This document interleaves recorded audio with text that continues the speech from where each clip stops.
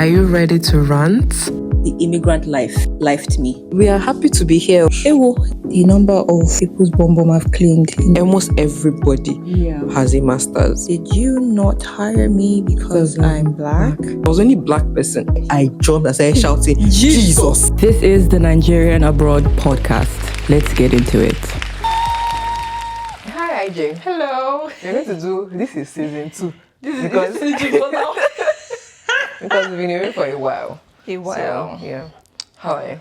I am fine, surprisingly. Why is it surprising? No, because we've taken a long time. Oh, yeah. And life has just been lifing, apparently. So, You moved, yeah? I moved. Yeah, I moved too. So life has just... She moved to London. That's the only difference. Me, I just changed houses. You moved to... God, like, I feel like that time that we're making those are okay, we can't say where you live because I was about to say, like, we're making so many jokes about where you used to live before, Yeah. but now God has changed your story. I don't know. It seems like human beings that are living there. Doesn't matter, like, I mean, more, especially for the podcast, because we have to do like a lot of planning and like, so now okay, it's easier. I have to buy a train ticket to get to Dami, like, not tube situation, like, have to buy a train ticket. I'm like, okay, I'm going there at this time, and I used to use like one stone to kill two birds. I'm like, okay, then I'm coming to do my nails as well. Yeah. And it's kind of trend that when you miss one, the next one is in 1 hour. Yes. So you have to meet your train. You have to meet your train. It was just a whole, my life is governed by the train times, but yeah. Welcome to London again. Thank you. Thank you started very out much. in London, actually. Yes, exactly. But yeah, Started from the trenches easier. and you're back to the trenches. How is London the trenches? London has always been the trenches, my dear. But Okay, it's fine. That's fine. So But what have yeah. you been up to? Also, can I just say that I used to be that person that was reassuring everyone that summer is still here. But I think officially, because it rained today, rain beat my life today. Oh, did it? Yes! So what happened to me? No, you know what? Like, it was even nicer when we came outside because I came out without jacket. Oh. That blue jacket that was there was drenched. I went out, but that's fine because I actually wanted to get some things and I was hoping I would meet you in you. But I think for the last 2 weeks, people have been like, summer's still here. And I've been like, don't worry. Last year we had summer up until September, so it's going to be back. But I've officially put like, I'm here to see. I think summer is gone. Yeah, I think We so lost too. summer. But I mean, it's still warm on some days. So Yeah. this is the kind of weather I like. So it's not too hot, it's not too cold, but you can just wear a sweater and it's cozy. Yeah, the only thing is that the Winter rain is annoying. Yeah, the rain is annoying. I don't like winter because you have to now wear like 1 million things. Yeah. But here, it's just one sweater here and you're fine. Yeah. Yeah, I really like this weather. Also, Jesus. Also, I have an umbrella. I just want to say that I have an umbrella, but I did not go out with the umbrella. I don't have one, but anyway, why didn't you go out with yours? I don't know, like I saw a reel and someone was like, you're in the UK and you're carrying an umbrella. Ha ha ha. That's why, like, Yeah, we don't. I think it's because of the wind. It blows it off. This one is pretty strong. There's one of those strong ones that but it was really expensive. So I'm like, I think I was halfway out and then I was like, So why didn't you take one? but I have an umbrella. It's part of being British. Yeah. Did you do anything for summer? Did I do anything for summer? I think I was living through you. You were enjoying summer. I had like a mini summer vacation, but I just went to the beach to put my legs through the sand. I have to say that I understand why people take vacations. Oh, okay. You did not know before. Because I was always that person that was like, just sleep now and save your money. But bro, and it wasn't even far. We just went somewhere 2 hours away, and I say we as my husband and I, by the way. Okay. Anyway, and I just sat down by the beach, and I was just like, this is so relaxing. The sound of the waves. I just stayed and I dozed off. Also, people who carry books to the beach, they're just kidding themselves. Yeah, it's just for aesthetics. So it looks like we are reading. I don't think anybody will actually read. Because I tried it, I was like, I was so relaxed that I was distracted. I don't know if that makes sense. I was just like you don't do any mental. No, I was just like, and I was reading the end with us again, and I was like, oh my god, I don't think I want to go into that whole mental whatever. But yeah, I enjoyed myself. It was just for 2 days actually. It was just to unwind from work. But I'm now that person that takes vacations. It's like a grown-up thing to do. I've joined the league. I've joined your league. I enjoy my leave. I not doing summer. I spent summer working and just moving and fixing my life. I think You the rappers should fix up. Sorry, fix up your life. Okay. The few weeks of moving and all of that, it was a lot, like changing jobs, moving houses, then my brother's graduation. So it was like back to back weeks of being available. Then I think I fell sick. That's why we couldn't shoot last week because I was just down. But anyway, it's all good. We are back now. So yeah, that's that about summer. Another thing I want to say is it's really hard to shoot a podcast. Right. Anybody that has a podcast, people should give it up for them. Like, just clap for them, please, because it's hard. Why the work? The work. Yeah, the work. I think it's somewhat easier to like book a podcast studio and just get everything done. We're shooting our house just because funds. Because fun. We'll get there. We'll get there. But I think I was just thinking about it, and it's a lot of planning. We're doing everything ourselves, the editing and all that. Like, where you? Oh, sorry. I think I'm touching the mic. Where you went to? Did you need a visa? No. No. It was within the UK. Oh, within the. Oh, okay. But What happened? no. I think that whole process, or just I want to travel somewhere. But wait, I need to check if I need to apply for it. Where's my green passport? Yes. Oh my God. There was a couple in church that went to Montenegro recently, and I was speaking to the wife, and she was like, no, it was the husband that was saying that yes, you don't need a visa to get to Montenegro, but the way the guy at immigration was just eyeing the passport, like what is this? Have you seen that Instagram thing where they said that the colors of your passport and what they mean? And they said green is lower, where the lowest of the lowest. One Commonwealth. I can't remember how they even explained it, but when I said, I was like, okay. It explains a lot when like people make Instagram posts, throw parties when they get their Canadian citizenship or British, because they're like, God, you have rescued me. Blue passport or red passport. You have rescued me. When is God going to rescue us? Soon now. It's in the works. It's not. Also, it's not... do you remember that day that I was telling you that there's sometimes I wish I was white? Yeah, yes. Do you have those moments? Or you don't? Okay, no, it's maybe just really. me. I wish I had the privilege. That's what I want now. Okay, the privilege that, okay. I thought you meant like... Just no. Being white completely. I want to say something, but I think I should not. Anyway, I always joke with my colleagues, and I'm like, if I take one of those ancestry tests and I just see 0.5% European, hey! I'll be like, I knew it. I've always known. I'm white. I've always known. I've always known. I think applying for visas has been, because even when I want to do anything summer, the first thing I think of is where can I go that doesn't require It's too stressful. Visa. You know, we have that list now of places. Nigerians have a list of places now, everything that Albania. Yeah, exactly. But at the end of the day, when you look at all these things, they are not actually the nicest. They are nice, but compared to the ones that actually require a visa. I think I was planning to go to Spain one time. I was planning a trip to Spain. Schengen. So exactly. So I think someone had told me you don't need a visa to go to Spain. Something like that. Or that it's pretty easy. So in my mind I'm like, oh yeah, let me just add Spain to my list. You know, you clean it, finish it. So I think this is holding my week. So I already started making plans.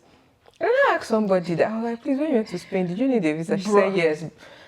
That thing is so stressful. Schengen, and I know everybody says Schengen is pretty straightforward and you can get it easily. But there's an agent, and I'm one of those who I say, oh, you can do things by yourself. But for the first time in my life, I considered getting someone to be an agent, because I don't want to do the thinking. And I was not asking, but I still have to attend the appointment itself. The appointment. I don't even mind, but I didn't mind doing the paper. Eventually, I think I just changed my mind and I planned something else for so after all that stress, I'm not traveling. I'm not traveling. I planned something else, like different things are changing my life. So I have to take a pause on traveling for, around. Like, so yeah. I understand. Okay, I have colleagues who are white and they talk about traveling all the time, and it's literally like, oh, I just booked a trip to I'm like, where are you going to, Ijay? And I'm like, let me think first. Let me think.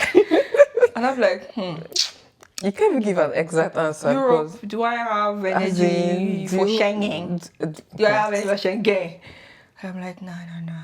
But I think it's something I actually need to get. I think it is actually I think it's an essential at it's this an point. If you essential, like yeah. to travel, Because once you get eventually it, life is easy. yeah, Once you it's get easier. it, life is easy. Like, So it's something I want to plan for. That I want to just have it because I think the last time was when we were younger. When she hasn't had it before. First time also. Well, no, my God. I'm tired of this. Anyway, moving on. Don't make me consider Isle of Man and all them islands, and Yeah. because you don't need a visa. But it also just feels like it's the same. It's one small. There was something I was tiny talking to Toby about. island. We're watching Love is Blind UK together. And usually when they've picked their couples or they pick their preferences, they now fly them to somewhere close by. I was not like, where in this UK would they take them to? And then they took them to Greece. Me and Toby and I say, imagine if there was an immigrant among them. How would they not say, visa first? Apply for visa first before we take you to Greece. No. Well, you know, there was a time when I was going to apply for We Road. It's like a travel agent thing. So they do these group travels. Yeah. So I remember. Yeah. Yes, and I was trying to apply to be a travel coordinator because it's something I really enjoy. Something that I know that I would do very well. Then I now realize that first of all, I have a 9 to 5. So that means if there's a trip, I have to first book annual leave and consider if my annual leave will be approved. Then I have to consider this place. What are the documents? So when if you're a travel coordinator, won't they just already settle your visa for you? No, not really. Because even if they will, I would have to when maybe they pick a place, when they say Barcelona, let's go to Barcelona, we're going to Barcelona. If I'm a travel coordinator, they will not have to do all of these things for me. I won't be able to just automatically go because I'm a travel coordinator. So limiting. So Jesus. I mean, eventually it made me not even want to. I didn't complete the process because I was like, if they just pick one place now and I need to now apply for a visa, and I don't think about it, even though being a travel coordinator means they cover the travel cost, but I don't really include the cost of visa. But the whole process, I was just like, it's something I'm still going to do once I get either Schengen or once our British passports are sorted. It's like something. 10 years time. It's not up to 10 years No now. more now. You know, I just switched. So one is going to start. One don't start again. Yeah, sorry. Like 10 years. When I get Schengen, okay, let's say when we get Schengen, it's something I actually want to do because I feel like it also helps me to travel more. So that way, I'm not thinking about it. It's just the organization has planned it, and I think. But I saw reviews. People are saying that if you're a travel coordinator, that's not as fancy as they make it seem. I'm just like, it's free travel. It's work. I understand that it's work. Because I have a friend who is a flight attendant for Qatar. I don't know if I was supposed to say the L. Anyway, you don't know who she is, so it's fine. And it looks all fancy and amazing, and she gets to travel to all these places because they lay over. They can have like 3 days, and she can just explore Thailand or something like that. And this one time they put them in these amazing resorts. She was just showing me pictures. Okay, was it Japan? Was it Japan? And the toilet was golden something and was flushing itself. Sounds like something that can be in Japan, or Singapore. She was showing me. She was like, Ijay, I'm a bush girl. She was like, I was pressing it, but they were like, no, it even do by itself. Like the hotel was golden. But then when we now talk about the actual work, and she's like, nah, man, like no. Sometimes even I think she was saying like the money is not even. I was going to ask that, do the benefits outweigh the work? Like, when you think about the benefits and money, does in a way, okay, so they have their annual salary and then they have like, what's it called? Like their flight allowance as well. So the number of flights you do, you get allowances for that. There's still your salary, but then you still get an allowance. So what most people do is that they save their allowances, eat smaller things when they travel. And then that's what the bulk of the money comes. So they can be like fasting or starving themselves. Hopefully not, and then they keep the allowances. So depending on how long they spend somewhere, the more the allowance. So people book to all those places just so they can go, aside from their actual salary. I mean, there's work everywhere. Anyway, Yeah. It is what it is. Visa. We always talk about visa. We always talk about I feel like it is whether we like it or not, it is an extremely like, hi, what's your important. name? Nice to meet you. What visa are you on? Like, it's an important thing to discuss. Visa. You're only on a visa conversation, Seth. Now that we're on this Trauma. because I remember there was a comment. That someone mentioned that. Because a mistake said that. Just not me do mistake. The person that said we are waiting for your visa story. So please, give your fans the story. It was a cold winter morning. Oh my god.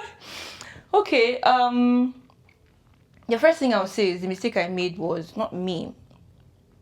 I would say the mistake my family made was to get an agent. But I wouldn't really say that it's a mistake because we didn't really know that we could do it ourselves. Yeah.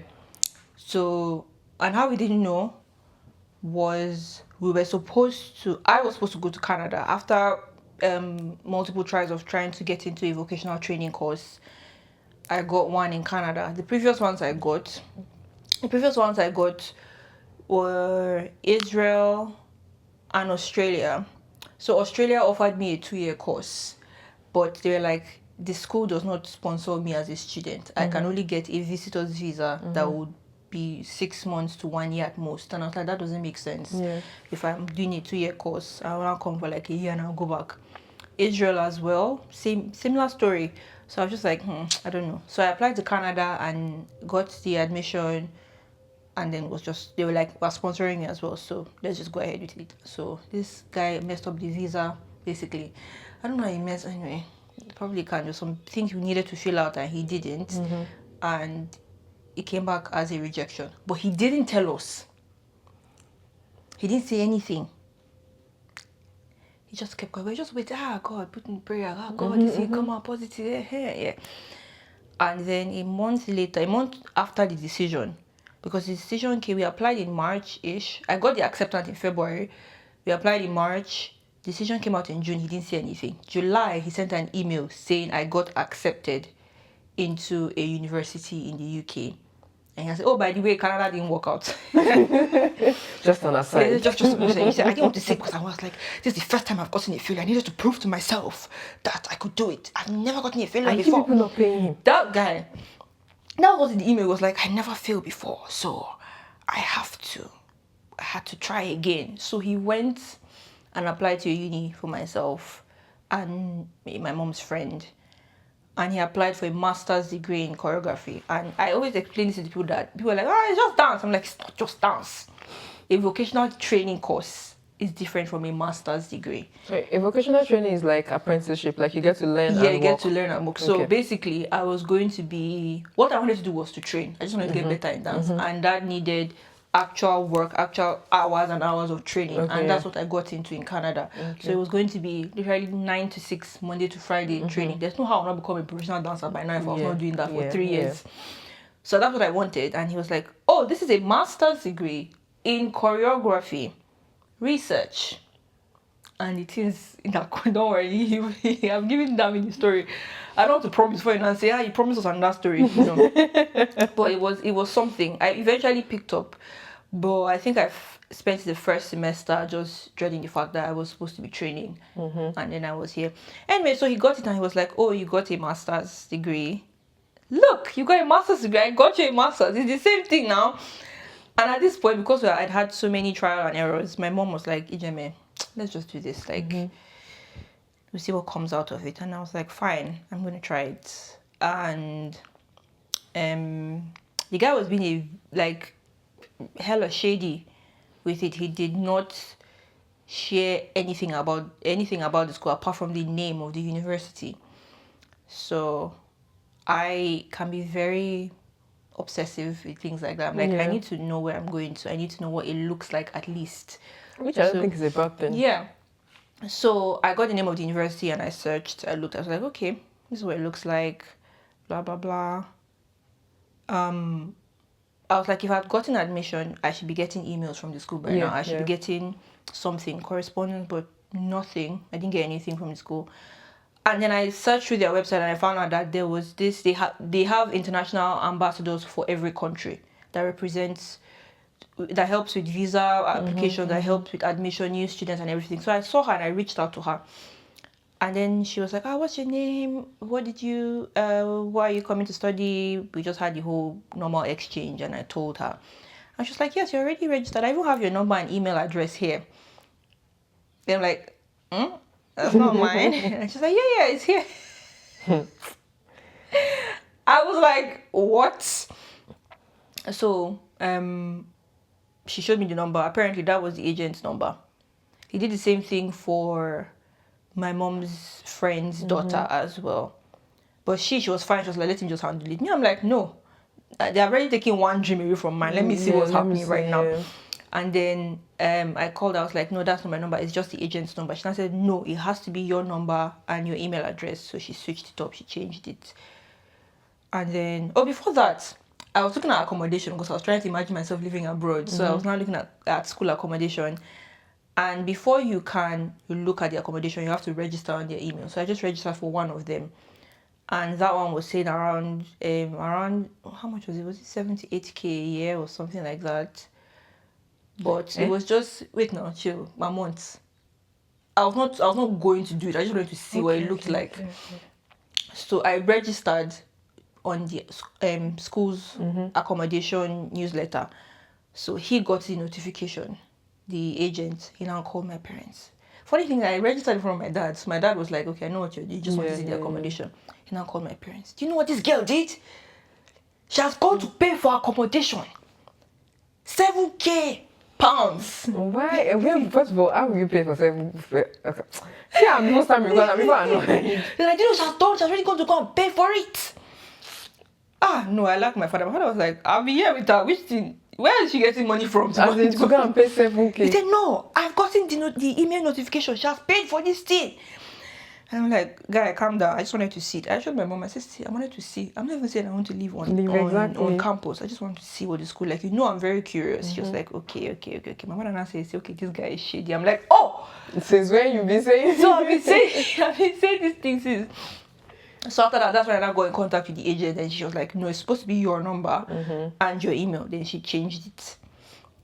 At this time, we were already in the process of applying. I'd done my final interview with the school and they had given me my unconditional offer. So when we now changed the number and the email address, the man now called. He was like, you know I can revoke your admission, right? As what? As who? He was like, I can revoke it. This you're trying. God is watching me. God is watching. Why do agents act like, I don't know if it's a Nigerian they act thing, like gods. Like they act like they, I hold like your decision in my hands. They act like people are dumb and they don't know what they are doing. And but the funny thing was, my mom's friend's daughter, when he was handling her own, after he applied for, I did everything went smoothly. What happened? Okay, she had flown to the UK, and then he now said pestering for the balance. But then the mom was like, this is not the date we agreed. Oh no, that's not what happened. They were waiting for the decision. Okay. She was not asking for the balance, but the agreement was we will pay the balance when we get the decision, and if the decision is a yes, that's when the balance comes. Yeah. He now said, they disturb me. Where's the balance? Where's the balance? Where's the balance? If you don't pay me now, I will withdraw your application. But you know, he can do it as far because he has access. Yeah, so he has access. You know this thing where you say I'm withdrawing my offer, so the school now think he's the person that is choosing to not go again. Threatening that, and I'm like, can you imagine? I was telling my mom that thank God we already removed ourselves from took responsibility because this lady who was the international representative for the university, Nigerian representative, she also handles visas for the students at no cost. Can you imagine? At no cost, it is the responsibility. The school pays her. And she could have easily said, okay, me, I'm an agent to pay me. Yeah. But she didn't do that. So I'm just like, she handled her visa, everything, did blah, blah, blah. I came to the UK. I'm like, so, the man, what's now happened? And the funniest thing is, I just remember that I was going to go to the US instead of the UK. But I got a rejection. We all just found ourselves in this UK. First rejection of my life. And I cried. That was the first time I ever been rejected. I think it was a pride thing. Because it was like, really? You're like, you don't want this? Like a rejection. Like, how? Why? What's wrong with you? I mean, after the initial pride, I was like, whatever. Then I got to and I started crying. That's why. So the agent you frustrated. Cried for a rejection. Even all the dance rejection I've gotten, you never cried. I think it was just very... Mine is pride, actually. Yeah, mine is actually pride. And my husband has to tell me that you... pride. Pride. Anyway, so the agent frustrated my life. It got so bad that I'll be asking for updates on things. And maybe it's because there's no updates, or maybe he's not doing it. He won't give me the updates. Why did you do that? And when Why I'm did you now do that? complaining, he'll now say, oh, he's having, one time, he'll now start saying he's having issues with his business. I should ask my daddy to help them with some money. And when I'm like, from where to where, or like as how, as what, as how. What am I supposed to say? Oh, daddy, the agents that we are paying has said that we cannot continue. Help us. And he's like, how? No, I don't know. Anyway, I was not supposed to come today. I was going to the US, and then somehow. That's the same thing with me too. Yeah, but no, I mean mine. I got me. Canada paid yeah, me. US paid me, but I mean after the rejection, Who knows now? I'll probably be a professional dancer. Because after my master's degree, I got 2 years for my degree. The first year, second year, I just then I now went into graduate route. So one of the main reasons why I was not able to continue training was because I couldn't find a school that I could afford while still on my graduate route. That was the situation, and it was a visa situation. But if I'd gone to Canada, I was already a student, and I've gotten 3 years at least of residency. And Canada is a different situation than the UK and all of that. My brother already has like his temporary residence and all of that. So I'm like, who knows? I mean, yeah, but it is what it is. It is. I found my husband. So Exactly. Life is fine. very. But I'm sleeping. No. Because what even pains me is the fact that it was his comments. He said, it's just dance now. Lord Jesus. Oh, another thing. So when he was making the application and I got my conditional offer, he was one who had to write the personal statement because I had no idea he would make this application. When he now showed me what he wrote, God, the background. I was just like, God, these people will not think I cannot speak. That's why they're asking for IELTS. They will not think I cannot speak. Me, I cannot speak English. So it was when they now had the Barry's daughter. Did you get? Hey! So it's when they now had the interview with me. I think she didn't say it, but I could sense that she was like, well, is this who wrote this personal statement? It was my dad's car. I just carried my phone and then I just did the record in the Zoom call.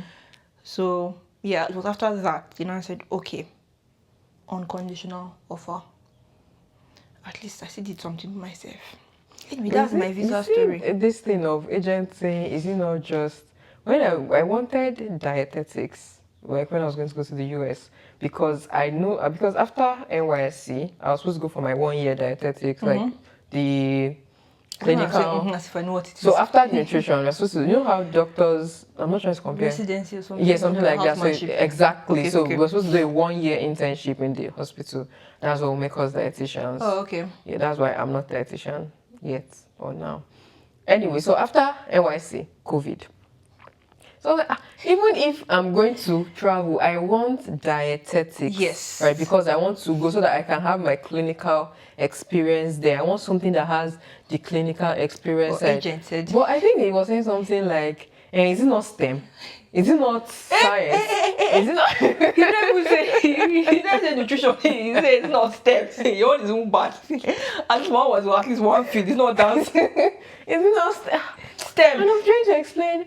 So the school I wanted, I can never forget the name of that school, St. Louis University, because the courses had dietetics and they had a section of that thing that you actually culinary. Do the research, you'll have gone through their outline to what all the objectives, I everything. What I was looking for, and the fact that they had the culinary section, like we would have proper culinary side, and then the dietetics. I'm like, this is what I want in my life. This is what I want. Because the school that the university I went to do my masters, and I said, wait, first, I'm not about to chase for masters and titles. Let me look at their bachelor's program. They have a bachelor's degree in dance, and I saw it. They had some training as well. I was like, I was not like, why can't I do this? I don't mind having a second bachelor's degree. It's not about masters. I've done my. That you said about Nigerians and masters degree. So I was like, it's not about the masters. Let me do it. But I just looked at it and I was like, my Of mom was course. like, yeah, that was she was like, 4 years. Is it 3 years it or was so? 3 years. No, me in my head, I was like, as long as I'm doing this thing, I can go through any care work I would do. I was doing that now for dance now Yeah, at for some the point. dance school, yeah. The only issue was now what was going to happen to my visa. Yeah, Because yeah. if my visa was covered, I could have continued that my weird cycle of night shift into dance training, Yeah, night shift into yeah, dance training, yeah. night shift into dance training. The only thing that people not recognize me again, I was just looking ugly because I really was. That's why I was in Nigeria. I wasn't caring about my looks. I was my goal was I need to train enough, save money, and use the money I've saved for audition fees. And in a way, it paid off, but the agent now ruined. I feel like Everything. whether we like it or not, as immigrants, there is no conversation that we'll have that will not Yeah, revolve around a I feel visa. like my colleagues are tired of me. A visa of some sort. Work. I think there is even an episode that we're considering about this thing where people stay in sponsored jobs because it's but because whether as an immigrant You have to think about it. It's giving Exactly. women who couldn't leave their husbands because of financial imbalance. They needed to be. Nobody would sell a house to a woman like in the olden times and all of that. Like women could not own properties and stuff. So if a man is beating you, doing so many things, you couldn't leave. Yeah. So you can That's what's giving right now. That's what's giving right now. So I saw an article. Someone was not saying that. They were like, oh, how did your marriage last 60 years and you endured? Someone said, no, she could not leave because... Exactly. I mean, this is... we are actually, but do you know sometimes people have said that in that 20 years of marriage, it's important to know what was happening in that 20 years. Anyway. Yeah, so times are different now, but that's what this visa situation is giving. You can't leave your job because you're thinking... And unfortunately, people tell you, even if you go back to Nigeria, some people don't have anything in Nigeria to go back to. So they have to be smart in a way and stuff. I feel like the ability to even say you are going back is a privileged statement. It is something that we have to acknowledge and agree that for you to be able to say, you know what, I'm not doing this, I'm going back home. It's because it is a very privileged. People they have sold everything. Or people who came with their families. So husband, wife, and child. They've come here, they've sold their house. Husband, wife, and child. Think about it, the visa for each of them. So it's not be anything less than 15K. Exactly. So it's not even you.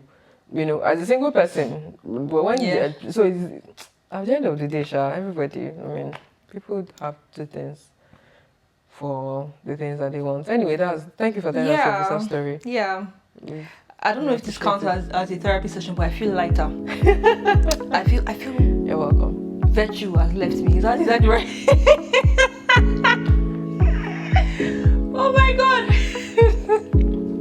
I don't know how to actually make you give my virtue has left me reference. Should I say it here? No. I should not say it. Okay. You know what I want to say, right? I'm not that I put on your private story.